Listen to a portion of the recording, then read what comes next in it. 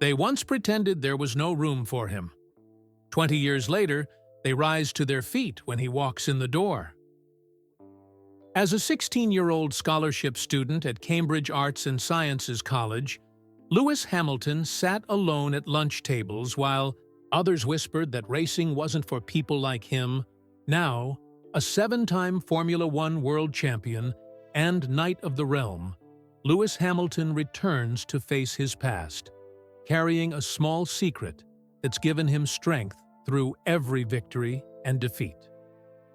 Some wounds never fully heal. Some triumphs need to be witnessed by those who said you'd fail. And sometimes, the greatest victory isn't winning championships. It's showing the world that being different isn't a weakness, but your greatest power. Lewis Hamilton stood barefoot on the cool marble floor of his Monaco apartment. The morning sun sparkled on the Mediterranean Sea outside his window. 7 Formula One championship trophies gleamed on a shelf behind him. "Sir," called his assistant Maya from the kitchen, "your mail is sorted on the counter." Lewis nodded, sipping his green smoothie. He wore simple black shorts and a white t-shirt. His arms showed colorful tattoos that told his life story in pictures. "Anything important?" he asked, walking to the kitchen. "Mostly business stuff. There's one personal letter, though." Maya pointed to a cream-colored envelope sitting apart from the stack of business mail. Lewis picked it up, turning it over in his hands. His name and address were written in neat blue handwriting, not printed like most mail he got these days. The return address made his heart skip a beat. Cambridge Arts and Sciences College, Hertfordshire, UK. "Weird," he mumbled. He hadn't thought about that place in years. Lewis took the envelope to his balcony and sat in a chair overlooking the sea and the famous Monaco harbor, where he'd won the Grand Prix 6 times. He carefully opened the envelope and pulled out a card with gold writing. "Cambridge Arts and Sciences College 20-year reunion," he read aloud. The date was 6 weeks away, scheduled during a rare break in the F1 racing calendar. Lewis closed his eyes as memories washed over him like waves. He'd been just 16 when he went there, still a boy from a regular town with big dreams. The only black student in most of his classes. The kid whose dad worked 3 jobs so he could race on weekends, while other students' parents owned companies and vacation homes. His phone buzzed with a text from his old friend Nate.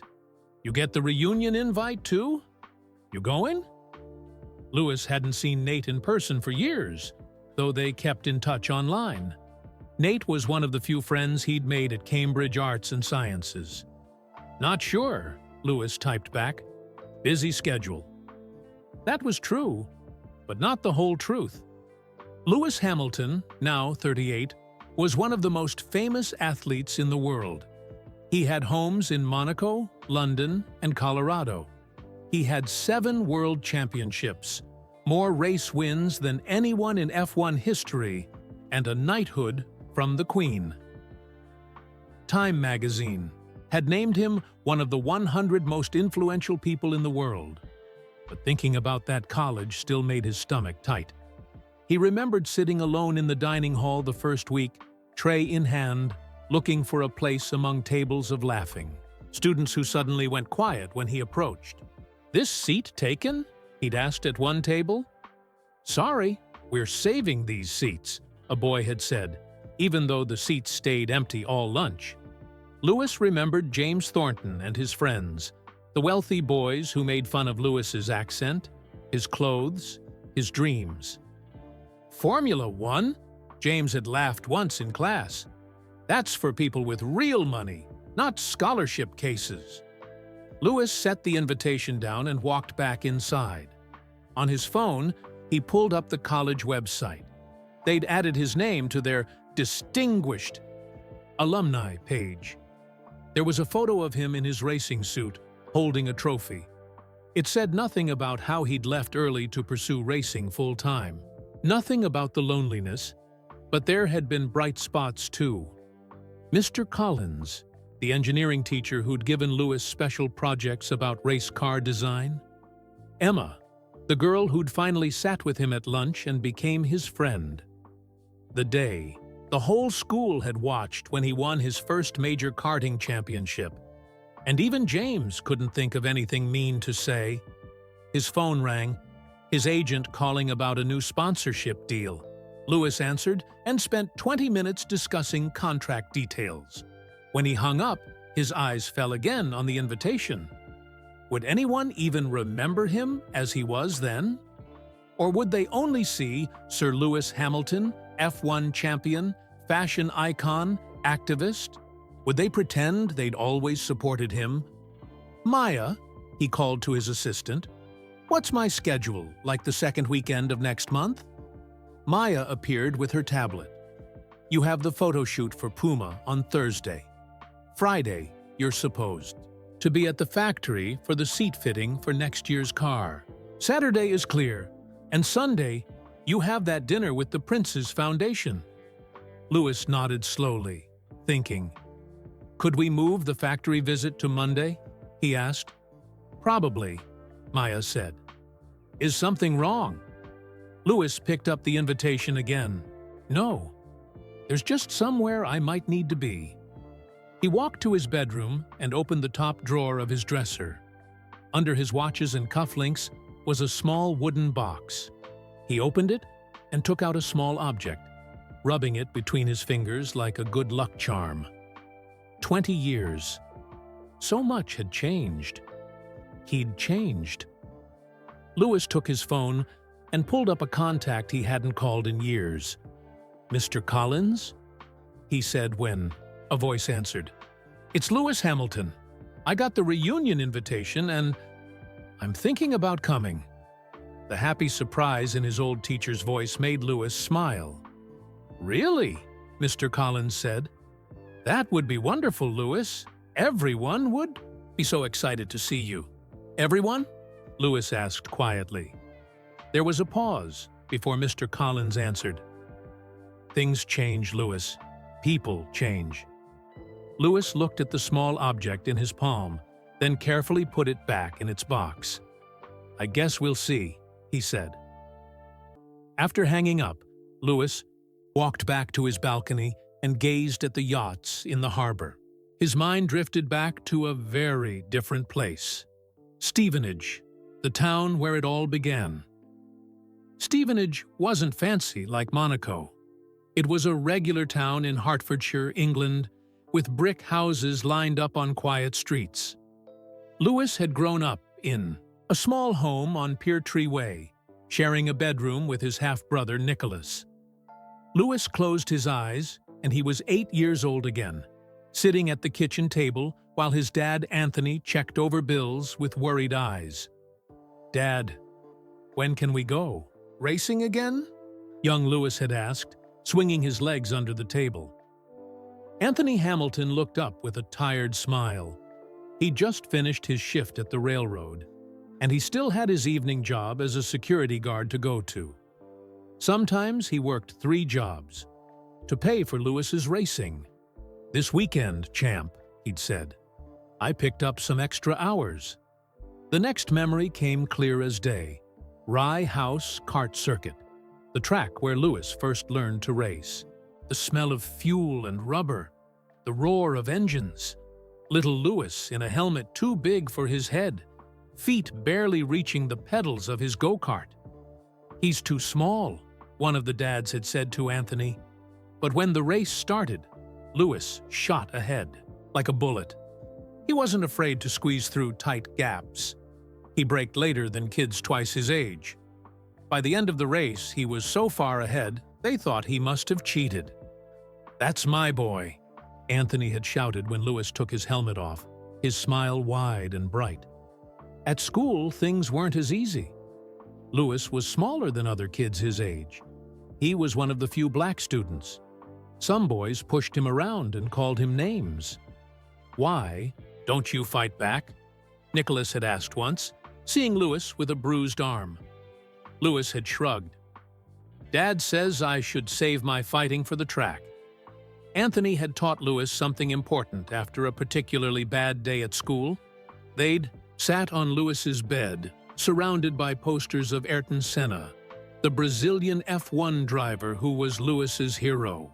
"You'll always have to work twice as hard to get half as far," Anthony had said. "It's not fair, but it's true. So we'll work 3 times as hard. Let your trophies do the talking." And Lewis did. By 10, he was British karting champion. By 12, he was winning European competitions, his bedroom wall filled with trophies and medals. The same boys who bullied him at school now asked for his autograph after races. Lewis kept a worn notebook under his mattress. On the first page, in wobbly handwriting, he'd written, "Win Formula One Championship." Below it, he'd drawn a checkmark box waiting to be filled. At 13, Lewis attended the Autosport Awards ceremony with his dad. Dressed in his best clothes, which weren't very fancy, he'd walked up to Ron Dennis, the boss of the McLaren Formula One team. "Hi, I'm Lewis Hamilton," he'd said, sticking out his hand. "I'm going to race for you one day." Ron Dennis had smiled at the confident young boy. "Come back and talk to me in about 9 years," he'd said. "I'll be ready in 3, Lewis had replied. Ron Dennis had laughed, but 3 years later, he signed Lewis to the McLaren Young Driver program. The only problem was school. Racing took Lewis all over Europe on weekends. He missed classes. His grades suffered. Some teachers said he should focus on education, not this racing hobby. But one teacher saw something special in Lewis.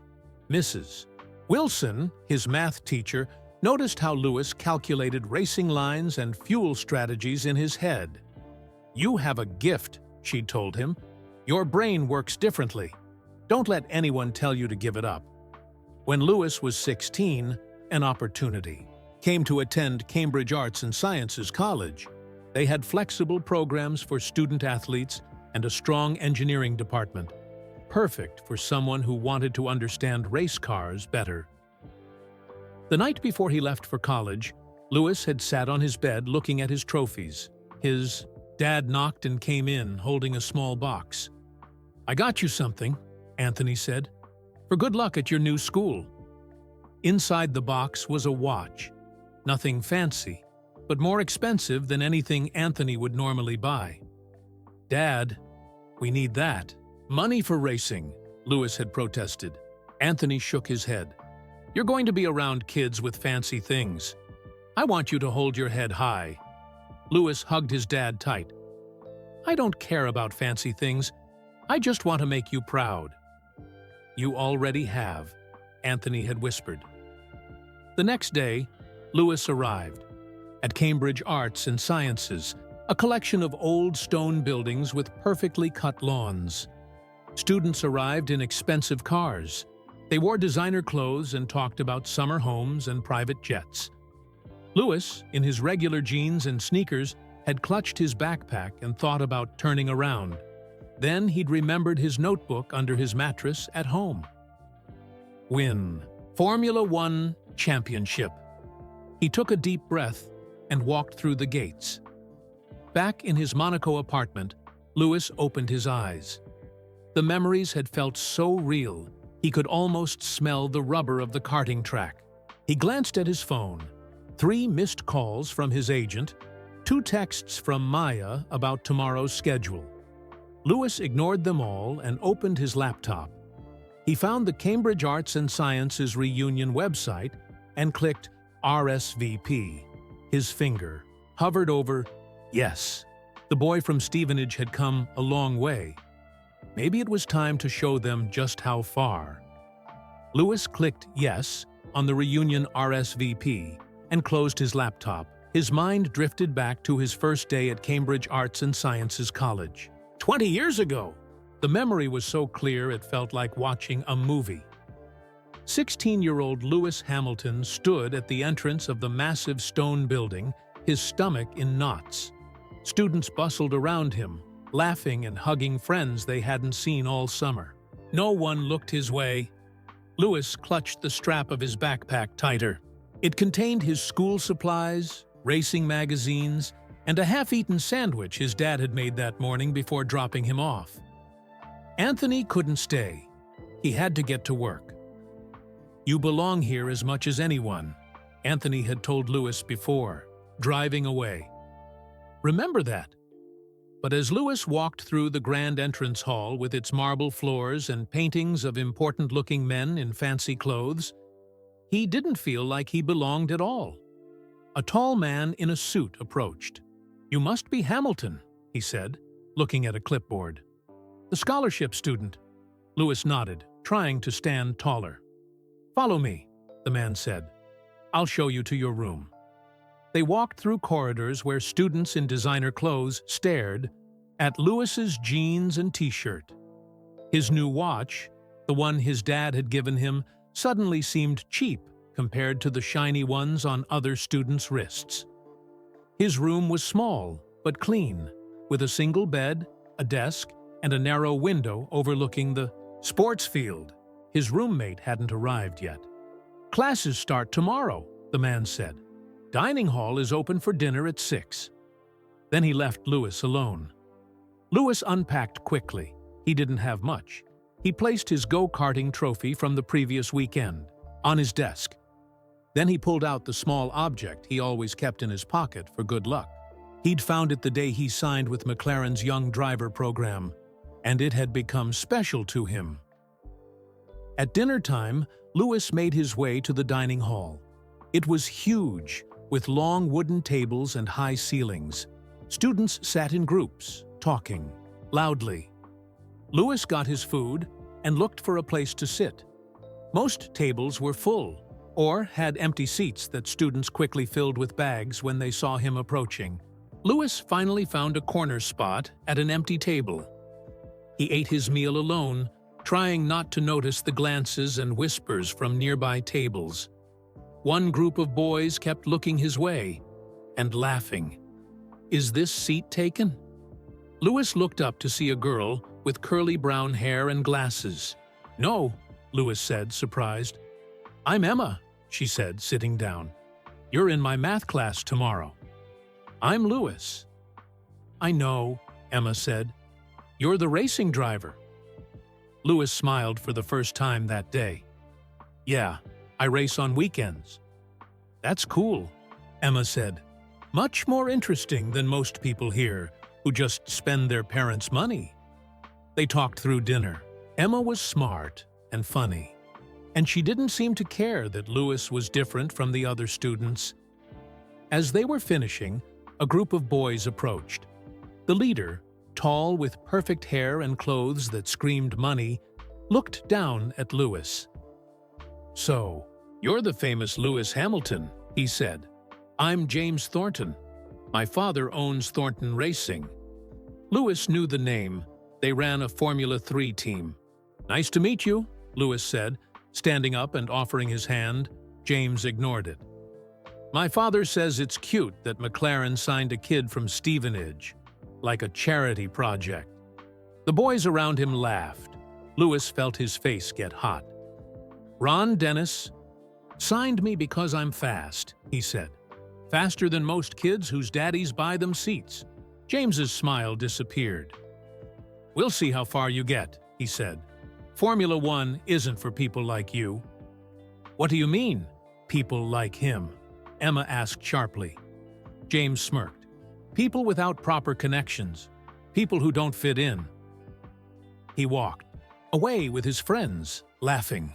"Ignore them," Emma said. "James is just jealous because you've earned something his father can't buy him, talent." But the encounter stayed with Lewis. That night, he called his dad from the hallway phone. "I don't think I belong here," he said quietly. "Nonsense," Anthony replied. "You earned that spot. Don't let anyone tell you different." "The other kids," Lewis started, "will respect you when you show them what you can do," Anthony finished. "Just like on the track." Lewis nodded, even though his dad couldn't see him. He reached into his pocket and squeezed his lucky object. The next few weeks fell into a pattern. Lewis attended classes during the week, studying hard to keep his scholarship. In engineering class, he caught the eye of Mr. Collins, a teacher, who recognized Lewis's talent for understanding how things worked. "You think like an engineer," Mr. Collins told him, after Lewis perfectly explained how a car's suspension system worked. On weekends, Anthony drove Lewis to races all over England. Lewis won most of them, adding to his growing collection of trophies.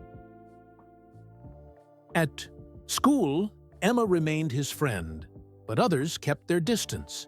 James and his group never missed a chance to remind Lewis he was different. Lewis kept to himself, focusing on his goals. In his room at night, he'd look at photos of Ayrton Senna and remind himself that being different wasn't bad. Senna had changed Formula One by being different. Sitting in his Monaco apartment 20 years later, Lewis smiled at the memory. James Thornton and his friends had been so sure Lewis would never make it to Formula One.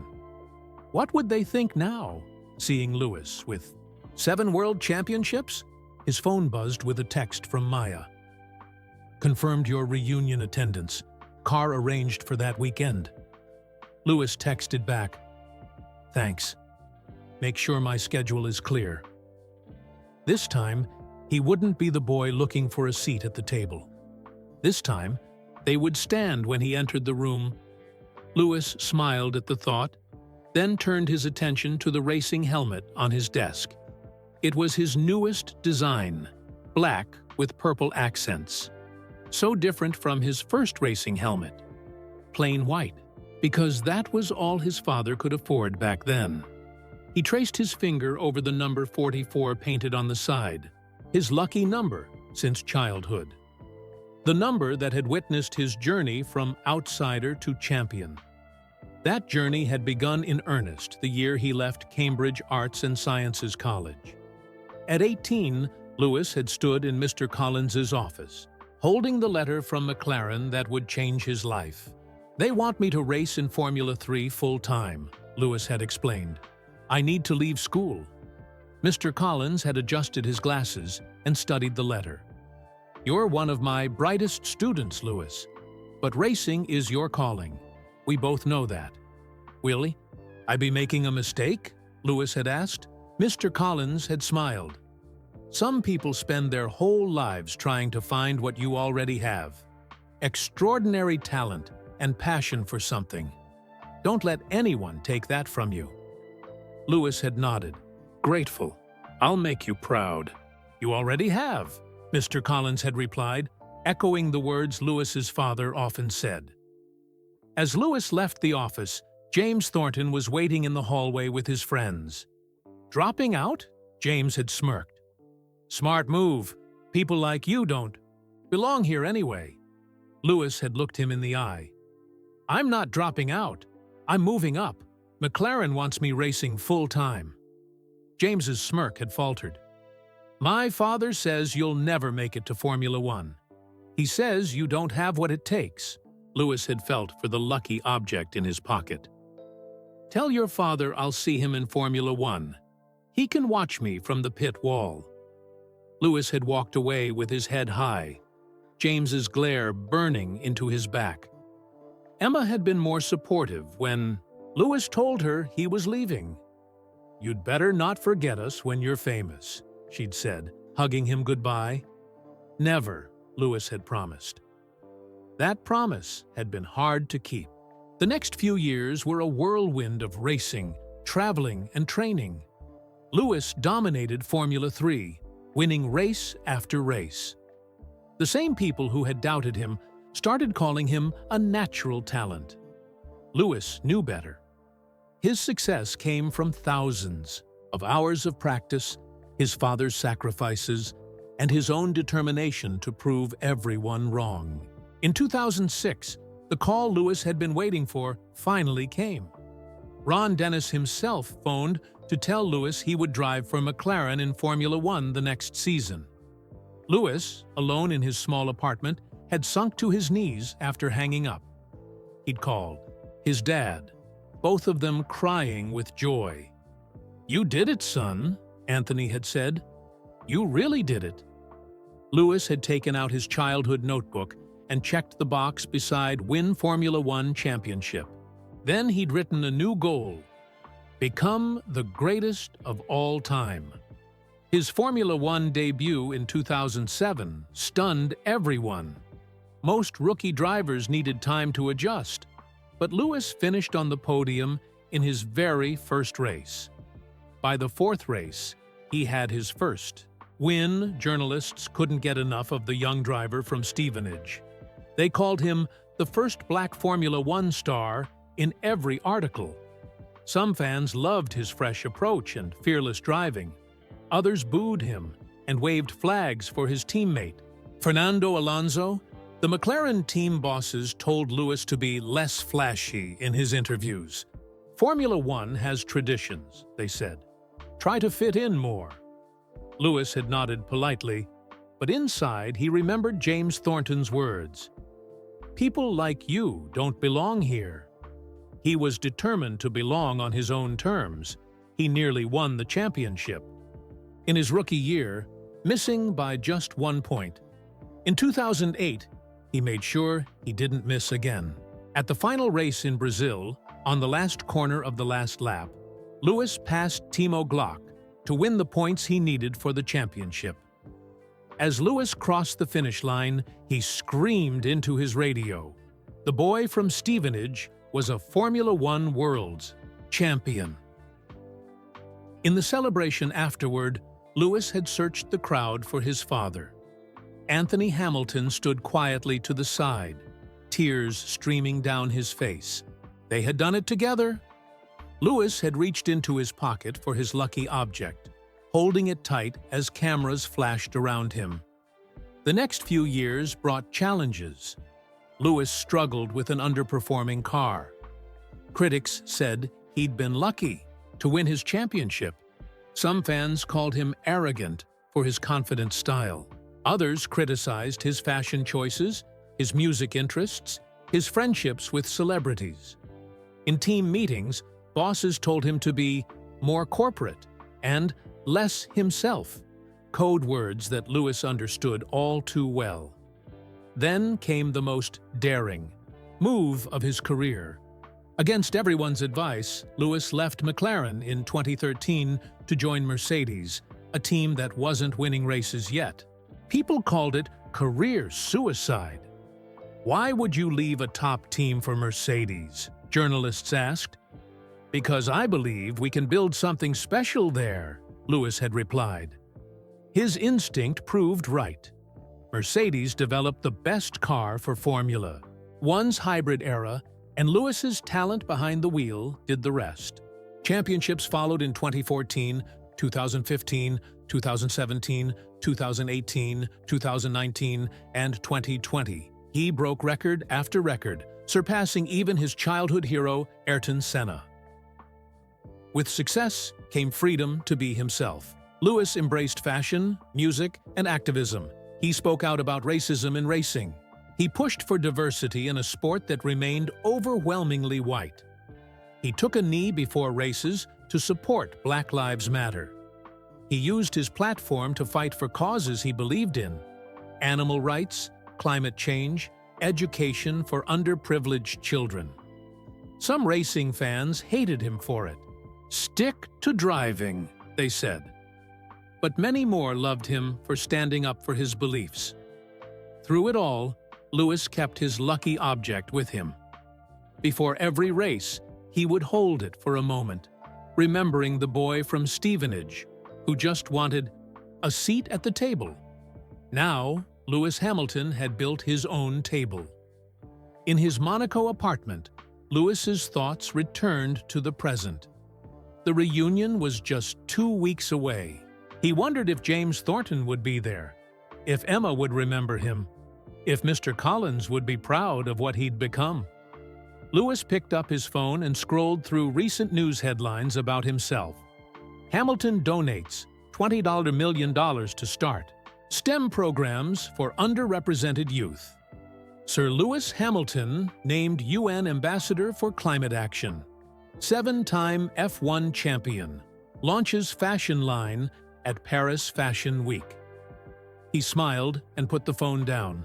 The boy from Stevenage had come a long way indeed. His lucky object sat on the desk next to him. Louis picked it up, feeling its familiar shape in his palm.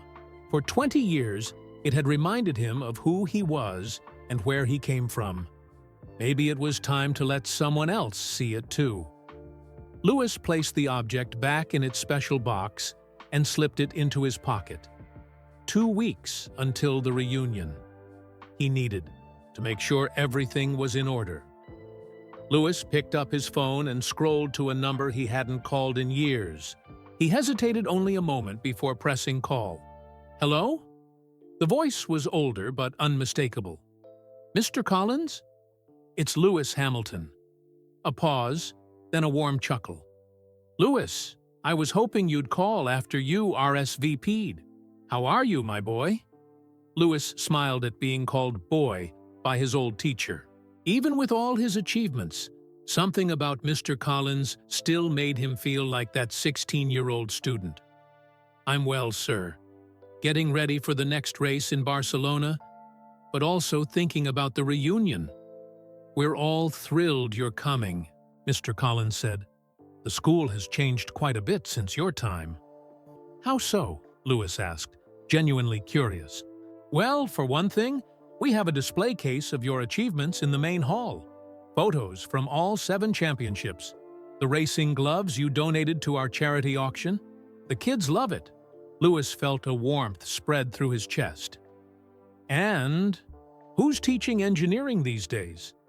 Still inspiring students to understand how things work? I retired 5 years ago, Mr. Collins said, but I still come in for special lectures. In fact, I use your career as a case study in physics. The G-forces you withstand, the split-second decisions at 200 miles per hour. Louis laughed. I'm just driving fast, sir. We both know it's more than that, Mr. Collins replied. You've changed the sport, Louis, not just with your driving, but with who you are. Louis swallowed, touched by his old teacher's words. Will there be many people from my year at the reunion? Quite a few, Mr. Collins said. Emma will be there. She's a pediatrician now, did you know? Married with 2 children. No, I didn't, Louis said, smiling. He hadn't kept in touch with Emma as he'd promised. Racing had taken him around the world, creating distance from his old life. And James Thornton? Louis asked, trying to sound casual. Mr. Collins was quiet for a moment. Yes, he'll be there too. His father's racing team went bankrupt about 10 years ago. James teaches business studies at the college now. Louis raised his eyebrows in surprise. James Thornton is a teacher? At Cambridge Arts and Sciences? People change, Louis, Mr. Collins said, echoing what he'd said during their previous call, some more dramatically than others. Louis thought about that after they hung up. People change. Had James changed from the boy who told Louis he didn't belong? Had Louis himself changed from the boy who felt like an outsider? Maya knocked on the door of his study. Sorry to interrupt, but we need to confirm some schedule changes if you're going to the reunion. Louis nodded. What needs moving? You have the fashion shoot in London on Thursday before the reunion. The team wants you at the factory on Friday for the seat fitting, and the Prince's Foundation dinner is Sunday night. Louis thought for a moment. Keep the London shoot. Move the factory visit to Monday. I'll be back for the Prince's dinner. Maya made notes on her tablet. Will you need security at the reunion? Louis shook his head. No, just a driver to get me there and back. Are you sure? People will recognize you. Louis smiled. It's a school reunion, Maya. That's kind of the point. After Maya left, Louis opened his laptop and searched for news about James Thornton. There wasn't much, just a mention of him teaching at the college and coaching their debate team to a regional championship. Lewis leaned back in his chair. Why did he still care what James Thornton thought? Why did the idea of seeing him again make his stomach tighten, just like it had when he was 16? Because some wounds don't heal, they just scab over, Lewis thought, and he was about to pick at a very old scab. Lewis stood and walked to his closet. What would he wear to the reunion? Nothing too flashy. No jewelry or designer logos.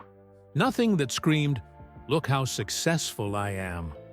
He pulled out a simple black sweater and dark jeans. He would go as just Lewis, not Sir Lewis Hamilton, 7-time F1 champion. He felt for the box in his pocket. The object inside had been with him through everything. His first championship, his lowest moments, his greatest triumphs. His fingers traced its familiar shape through the fabric. Yes, he decided. It was time to go back and close this chapter.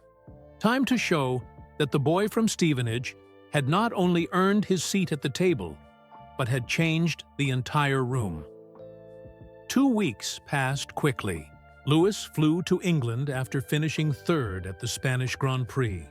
He completed his fashion shoot in London, then headed to his home in the English countryside for a night of rest before the reunion. Saturday morning arrived with perfect English. Weather, sunny with a slight breeze. Lewis stood in front of his bathroom mirror adjusting the collar of his simple black sweater. No racing logos, no designer labels, just Lewis. "Car's ready whenever you are, Sir Lewis," his house manager called. "Thanks, but I'll drive myself today," Lewis replied. He chose his electric Mercedes EQS, sleek and silver, but not as flashy as some of his other cars. He wanted to arrive on his own terms, not with a driver or security team. The drive to Cambridge, Arts and Sciences, took just over an hour. Lewis followed the GPS, though he could have found his way from memory. Some routes stay with you, no matter how long it's been. As he approached the college gates, a wave of memories washed over him. The first day his dad dropped him off, the lonely walks to class, the weekends spent racing while other students partied, the small victories and the crushing disappointments. Lewis parked in the visitor's lot and sat in his car for a few minutes, gathering his thoughts. Through the windshield, he could see the stone buildings hadn't changed much. Same gray walls, same green lawns, same sense of history and privilege. But I've changed, Lewis thought. That's what matters. He checked his pocket for the small box containing his lucky object. It was there, as always.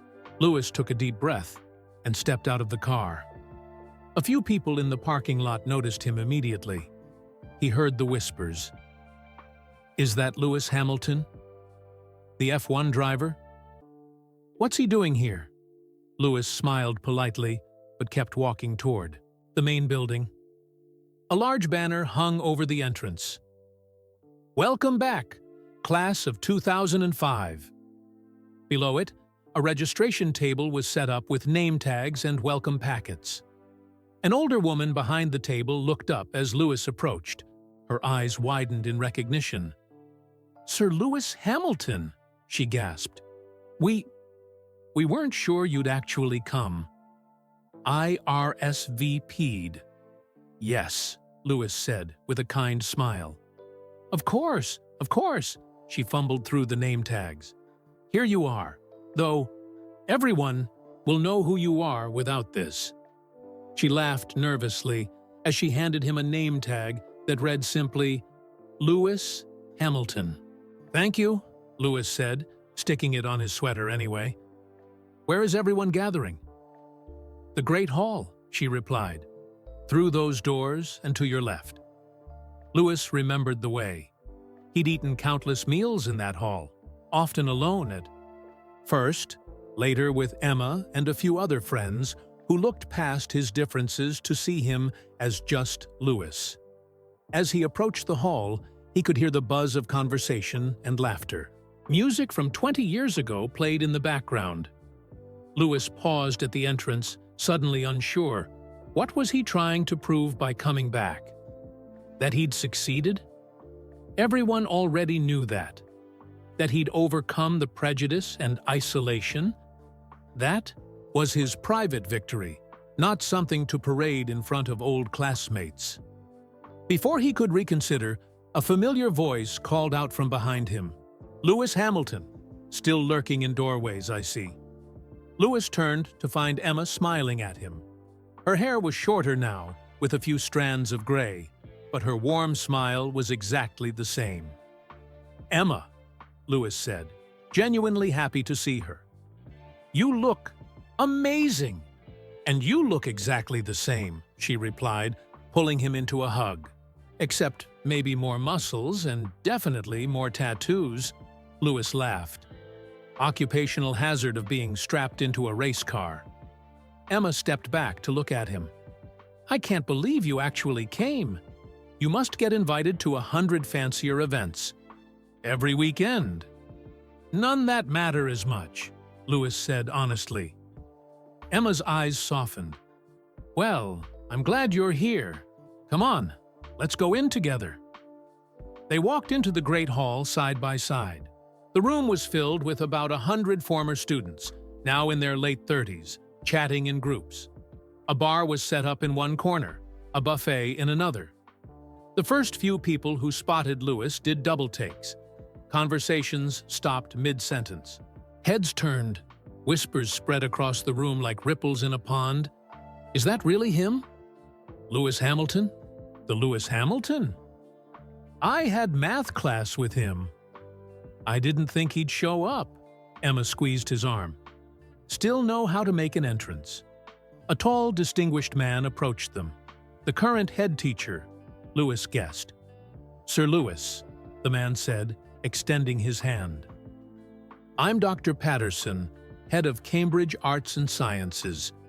We are incredibly honored to have you with us today." "Just Lewis is fine," Lewis replied, shaking his hand. "Thank you for having me. Would you mind if I made a brief announcement about your presence? Many people would love to say hello." Lewis hesitated. He hadn't come for special attention, but he nodded. "That's fine." Dr. Patterson clinked a glass for attention. The room quieted immediately. "Ladies and gentlemen, I'd like to welcome a very special guest to our reunion today. Many of you know him as your former classmate. The world knows him as a 7-time Formula One world champion, Knight of the Realm, and one of the most influential athletes in history. Please join me in welcoming Sir Lewis Hamilton." The room erupted in applause. Lewis smiled politely, giving a small wave. As Dr. Patterson continued speaking about Lewis's achievements, Lewis scanned the crowd. He spotted Mr. Collins near the back, leaning on a cane but smiling proudly. And there, by the buffet table, was James Thornton. He looked older, his once perfect hair now thinning, his confident posture slightly stooped. When his eyes met Lewis's, he quickly looked away. "We've saved you a seat at the head table," Dr. Patterson was saying, gesturing to a table at the front of the room.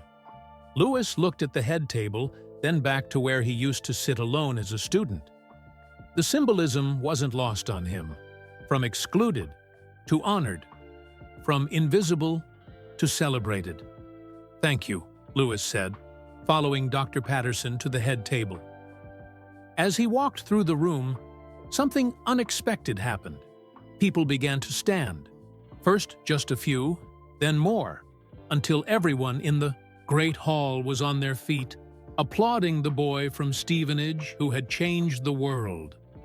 Lewis felt a lump in his throat. He hadn't expected this. He'd prepared himself for polite interest, maybe some requests for selfies or autographs, not this wave of genuine respect.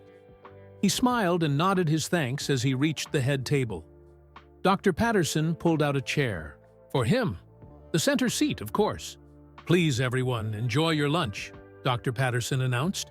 and the crowd gradually sat down and returned to their conversations, though many eyes still darted toward Louis.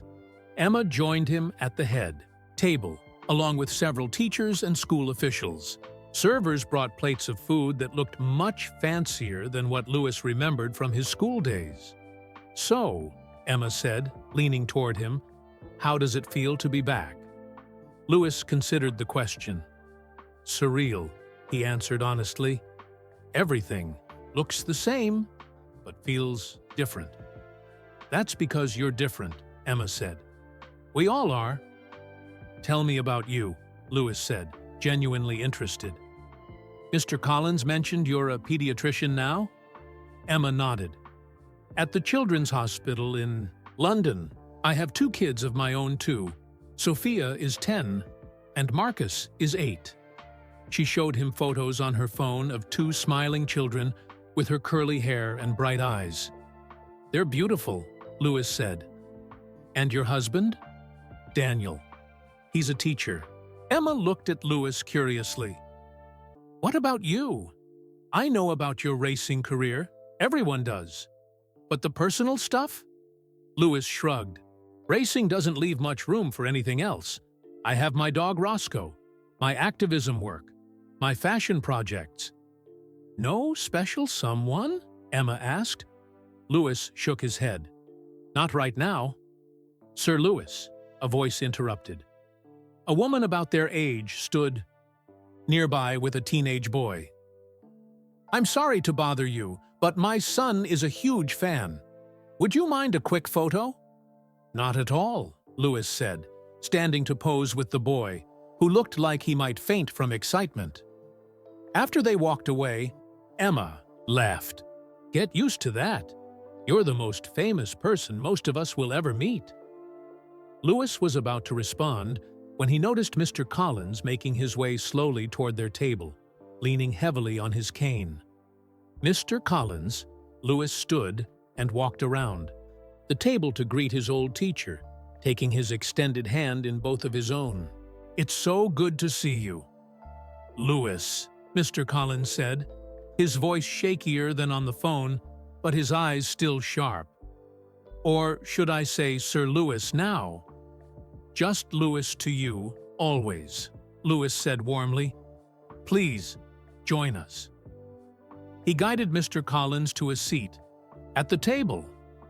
"I use your story to inspire my students," Mr. Collins said once he was seated. "I tell them about the boy who understood engineering concepts better than anyone, who asked questions no one else thought to ask. I was just curious," Louis said modestly. "You were exceptional," Mr. Collins corrected, "and not just at racing. You had a mind that saw connections others missed." Louis felt a flush of pride at his teacher's words. "I owe a lot to your encouragement." "Sir, you saw something in me when others didn't." "I merely pointed out what was already there," Mr. Collins replied. "You did all the hard work." As they continued talking, Louis was aware of people watching them, some approaching to say quick hellos before retreating. He scanned the room occasionally, noticing James Thornton still keeping his distance. "He's been watching you since you arrived," Emma said, following Louis's gaze. "Has he changed?" Louis asked quietly. Emma considered this. "Yes and no. He's less arrogant since his father's racing team collapsed, but he still has that air of someone who was raised thinking he deserved the best of everything." "What happened?" "With the team. Bad investments, from what I heard. His father bet on the wrong technology, accumulated too much debt." Emma took a sip of her water. "James had to make his own way after that. Started teaching here about 8 years ago." Louis nodded, surprised to feel a twinge of sympathy for his former tormentor. Across the room, a woman was setting up a slideshow. Soon, photos from their school days began displaying on a large screen. Louis saw younger versions of his classmates, at sports days, in classrooms, at dances. Then a photo appeared that made Louis sit up straight. It showed him at 16, sitting alone at a table in the dining hall, head down over a racing magazine. He remembered that day, his second week at school, before he met Emma. He'd felt so alone. The photo changed to one of their graduation. Lewis wasn't in it. He'd already left to race full-time. Something about seeing that moment he'd missed made his chest tighten. "Lewis," a voice said from behind him, "I've been working up the courage to come say hello." Lewis turned to see James Thornton standing there, looking uncomfortable. His designer clothes couldn't hide the fact that he'd put on weight, and his once perfect hair was thinning on top. "James," Lewis said evenly, standing to face him. "It's been a long time." 20 years, James said. "You look exactly the same, except for all the championships." He attempted a smile that came out more like a grimace. An awkward silence fell between them. 2 decades of history hung in the air. The cruel comments, the dismissive looks, the predictions of failure. "I heard you're teaching here now," Lewis said finally. James nodded. "Business studies. And I coach the debate team." He hesitated. "I've followed your career, of course. Everyone has. What you've accomplished is remarkable." Lewis studied the man before him. Was this genuine admiration or just politeness required by the situation? The James he remembered would never have acknowledged Lewis's success. "Thank you," Lewis said simply. James shifted his weight, clearly uncomfortable. "I've used some of your business ventures as case studies in my classes. The way you've built your brand beyond racing, your clothing line, your environmental investments." Lewis raised an eyebrow, surprised. "Have you really?"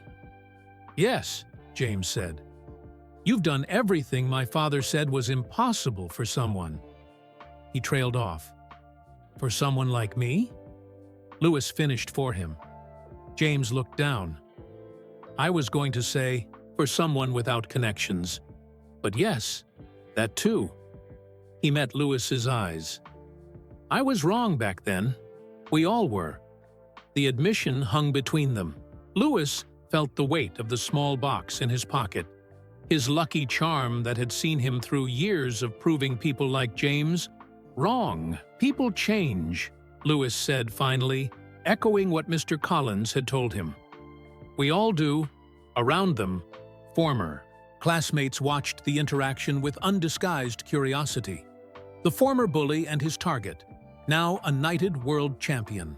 "Would you consider," James began, then stopped, gathering courage. "Would you consider speaking to my students sometime? They would benefit from hearing your story directly." Lewis looked at James Thornton, really looked at him.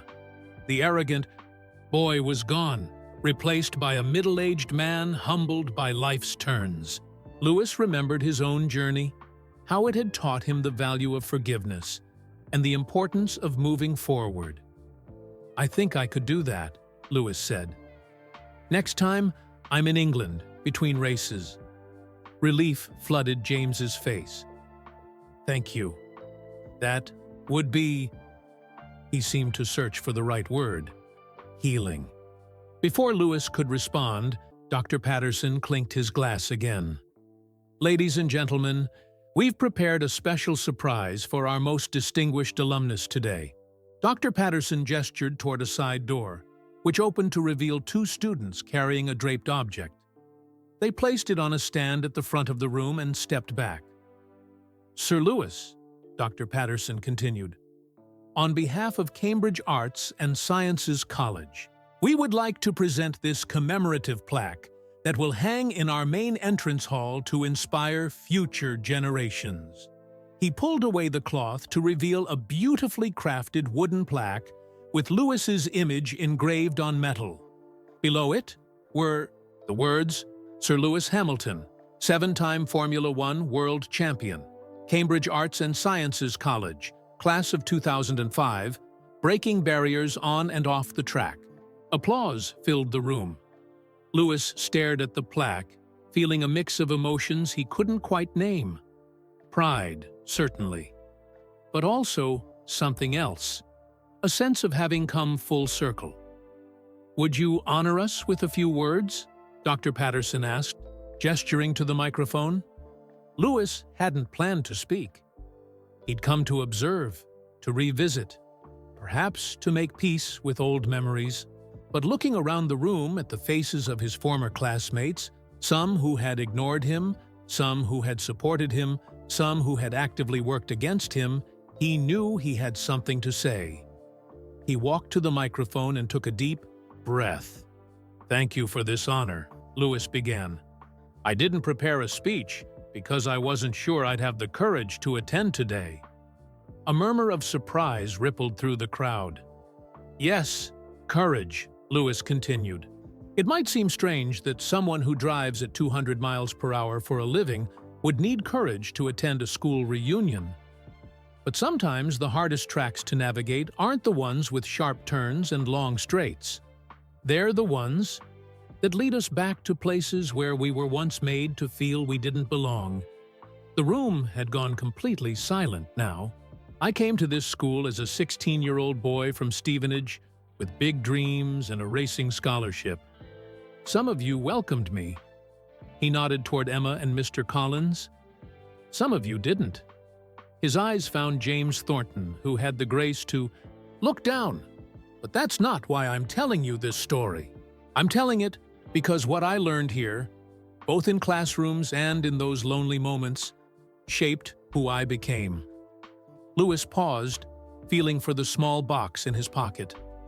"I learned that success isn't just about talent. It's about persistence, about believing in yourself when others don't, about using your voice not just for yourself, but for those who come after you." Lewis thought about his activism, his taking a knee before races to support Black Lives Matter, his push for diversity in motorsport.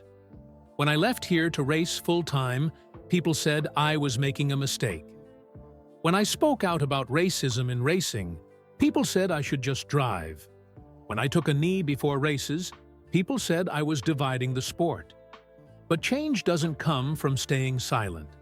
It comes from having the courage to stand up, or kneel down, for what you believe in."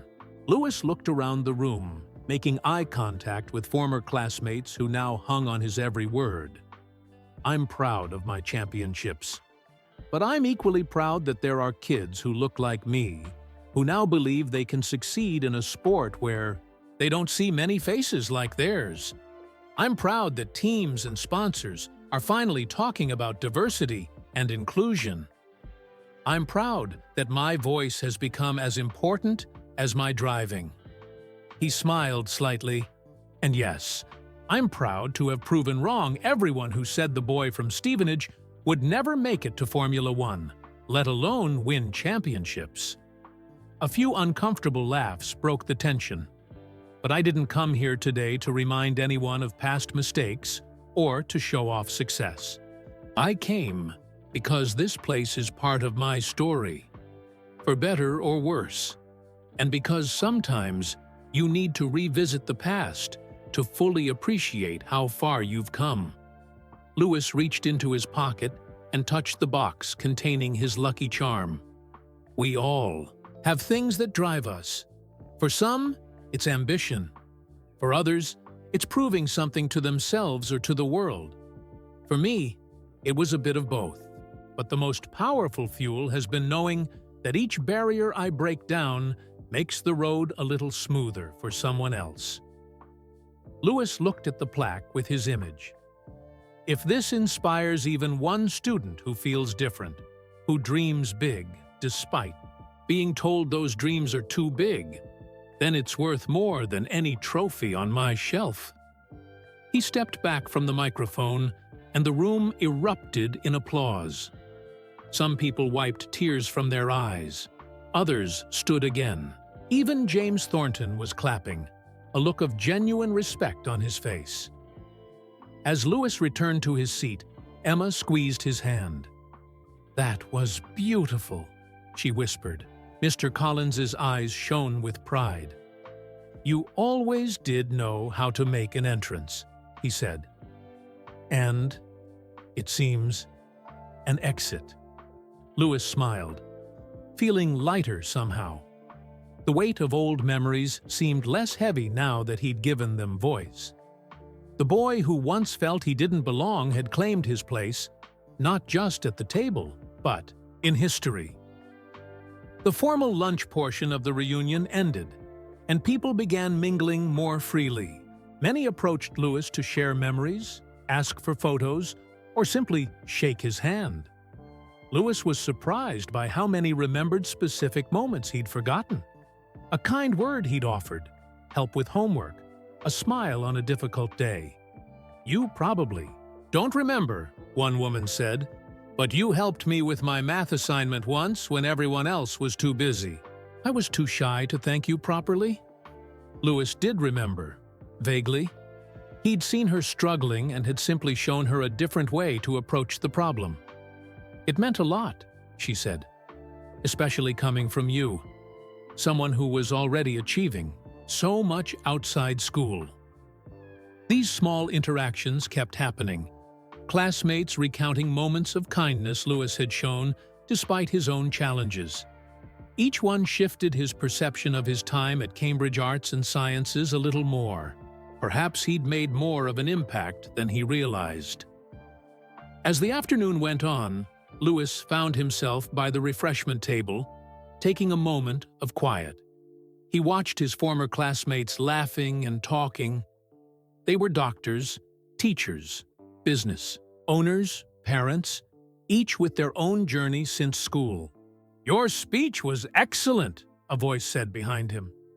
James Thornton had approached again, this time looking more composed. "I've been trying all day to work up the courage to have a real conversation with you." Lewis nodded, indicating James should continue.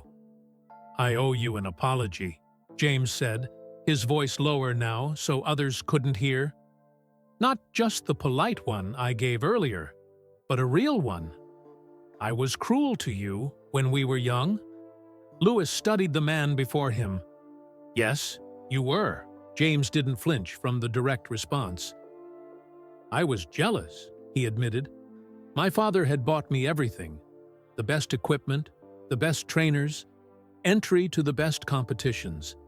And still, you were better. Naturally better." "Not naturally," Lewis corrected. "I worked for it. Every weekend while you were at parties, I was at tracks. While you were sleeping in, my dad and I were up at 5 to drive to races." James nodded. "That makes it worse, doesn't it? I had every advantage and still couldn't match your talent and work ethic. So instead of admiring you, I tried to make you feel small." The admission hung in the air between them. "Why are you telling me this now?" Lewis asked. James looked down at his drink. "Because I have a son now. He's 13, and he's the only mixed-race kid in his class." Lewis raised his eyebrows in surprise. "My wife is Jamaican," James explained. "And watching my son navigate spaces where he's different, it's made me see what you went through from another perspective." "That must be challenging for him," Lewis said carefully. "It is," James agreed. "He loves racing too, ironically enough. Has all your posters on his wall. He doesn't know—" He trailed off. "That his father was the villain in my story." Lewis finished for him. James winced but nodded. "Something like that." Lewis considered this new information. The idea of James Thornton's son idolizing him was a twist he hadn't expected. "What's his name?" Lewis asked. "Marcus," James replied. "He wants to be an engineer for a Formula One team. Someday." Lewis felt for the box in his pocket, his lucky charm that had seen him through so many challenges. "The world needs more diversity in engineering," he said. "Not just drivers, but designers, strategists, mechanics." "That's what I tell him," James said. "But coming from you, it would mean more." Lewis realized what James was asking for. "You want me to meet him?" "Only if you're willing," James said quickly. "I know it's a lot to ask after everything." Lewis thought about the teenage boy who shared his love of racing, who might face some of the same barriers Lewis had. He thought about how different Marcus's path might be if his father became an ally rather than an obstacle. "I'd like to meet him," Lewis decided. "Next time I'm in England, we could arrange something at the Mercedes factory. Show him behind the scenes." James's face lit up with surprise and gratitude. "Really? That would be incredible. He would never forget that." "Neither would I," Lewis said honestly. "There's something powerful about coming full circle." James nodded, emotion clear in his eyes. "Thank you, Lewis, for your generosity. I don't deserve it." "This isn't about what you deserve," Lewis said. "It's about what Marcus deserves, and about breaking cycles." A comfortable silence fell between them. Not friendly exactly, but peaceful. 20 years of tension released in a conversation neither man could have imagined when they were students. "My father was wrong about everything," James said finally. "Not just about you, but about racing itself. He thought it was about money and connections. He never understood it's about passion and perseverance." "Those things help," Lewis acknowledged. "But sometimes it's also about having someone who believes in you when you don't yet believe in yourself." "Like your father," James said. "Like my father," Lewis agreed, "and Mr. Collins, and a few others along the way."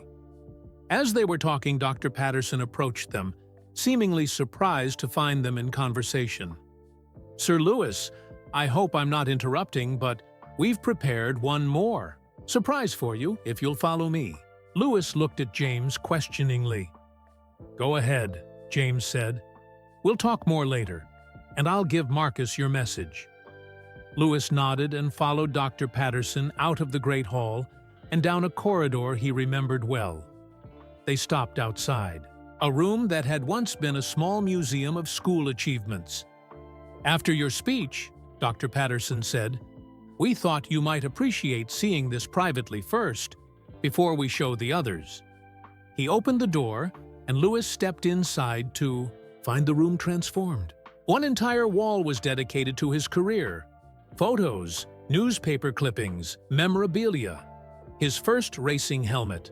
A model of his current Mercedes F1 car. The cover of Time magazine with his face on it. "What is this?" Lewis asked, stunned. "The Lewis Hamilton exhibition," Dr. Patterson said proudly. "We've been collecting items for years. Mr. Collins started it after you won your first championship." Lewis moved slowly into the room, taking in the timeline of his life displayed on the walls. From karting trophies to 7 world championships. From the boy from Stevenage to Sir Lewis Hamilton. As he studied the display, he noticed a small empty glass case in the center with a card that read, "Coming soon."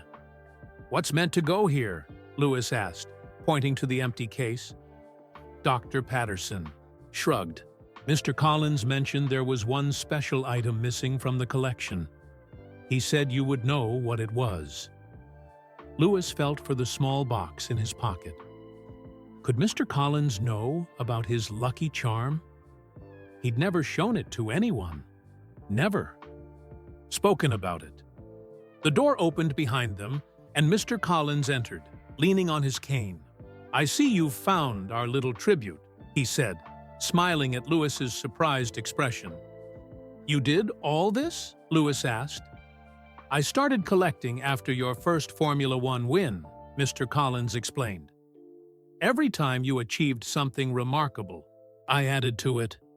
The school finally gave us this room 5 years ago." Lewis walked slowly around the display, taking in the chronicle of his life. His first karting helmet from when he was 8. A photo of him meeting Ayrton Senna as a child. His McLaren contract. The checkered flag from his first Formula One win. The gloves he wore when he broke Michael Schumacher's record for most wins.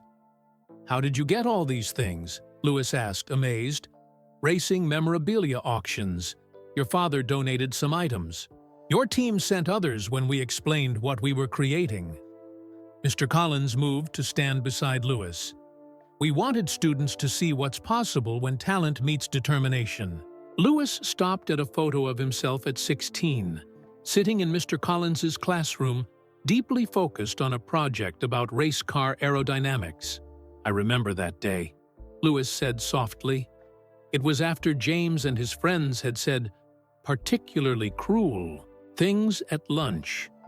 I came to your classroom to escape. Mr. Collins nodded. You were upset, but you channeled it into your work. You always did that, turned pain into productivity. It was the only way I knew how to respond, Lewis admitted. Other reunion attendees began filtering into the exhibition room, exclaiming in surprise and admiration at the display. Emma joined them, examining the collection with interest. "This is incredible," she said, studying a photo of Lewis on the podium at his first championship win. "Look at how young you were." "We all were," Lewis replied, thinking of how much had happened in the 20 years since they'd left this school. As more people crowded into the room, Lewis felt a tap on his shoulder. One of the students who had carried in the plaque earlier stood beside him. "Sir Lewis," the young man said nervously, "I'm a scholarship student here. I just wanted to say, your story means a lot to kids like me." Lewis looked at the boy. About 16, mixed race, bright eyes full of dreams and uncertainties. "What's your name?" Lewis asked. "Devon," the boy replied. "What do you want to do after school, Devon?" "I want to be an engineer," Devon said. "I'm good at math and physics, and I love cars." Lewis smiled, struck by the parallel to his own story. "Stay focused on that dream," he said. "Don't let anyone tell you what you can or can't become." Devon nodded seriously. "That's what Mr. Thornton tells us too. He uses your story in his classes." Lewis raised an eyebrow, glancing across the room where James was examining the display with genuine interest. Perhaps James truly had changed. Emma had moved to stand by the empty glass case. "What's supposed to go here?" she asked, reading the "Coming Soon" card. Mr. Collins looked at Lewis with knowing eyes. "That space is reserved for the most personal item in the collection," he said. "If Lewis chooses to share it." Lewis felt all eyes turn to him. He reached into his pocket and felt the small box that had been with him through every important moment of his career. "How did you know?" Lewis asked Mr. Collins quietly. The old teacher smiled. "I saw you holding something that first year, whenever you needed strength. You never showed anyone what it was, but I noticed it was always with you before races, before tests on difficult days." Lewis nodded slowly, then took the box from his pocket. The room had gone quiet, everyone watching with curiosity. "This has been with me since I was 16, Lewis said. "I found it my first week here, when I was feeling alone and out of place." He opened the small box to reveal a chess piece, a knight carved from dark wood, worn smooth from years of being held.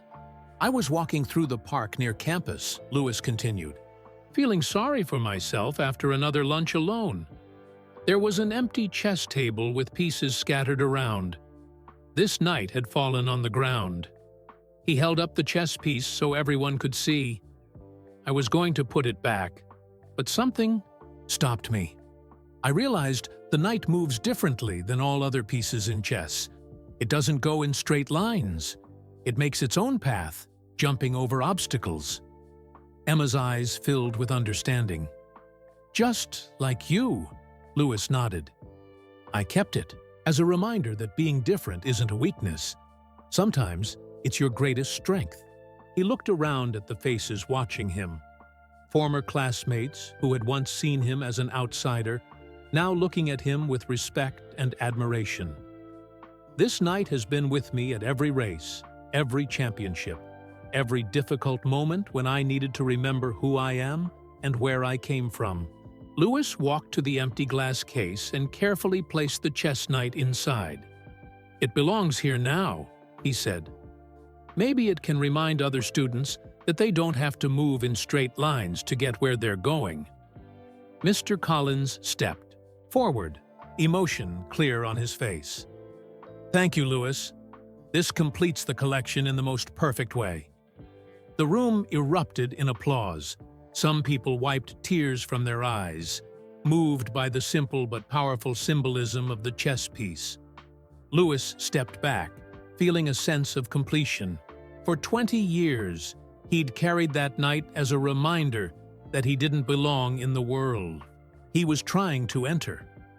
Now he understood that he hadn't needed to fit in. He'd needed to change that world instead. And he had. As the reunion drew to a close, Lewis said his goodbyes. He promised Emma they would stay in better touch. He confirmed with James that he would meet his son Marcus at the Mercedes factory. He hugged Mr. Collins and thanked him for believing in a boy from Stevenage with big dreams.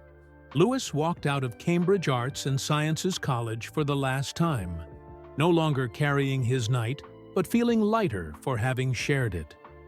The Preet, boy who had once been denied a seat at the table, had returned as a man who had built his own table, one where everyone was welcome. Behind him, in a glass case in the Lewis Hamilton exhibition, the chess knight stood as a testament to his journey. Different, unexpected, and ultimately triumphant. Thanks for joining me till the end. Let me know in the comments from where you are tuning in. Drop your city and country name in the comments. Also make sure to subscribe to this channel if you love Lewis Hamilton. See you in the next one.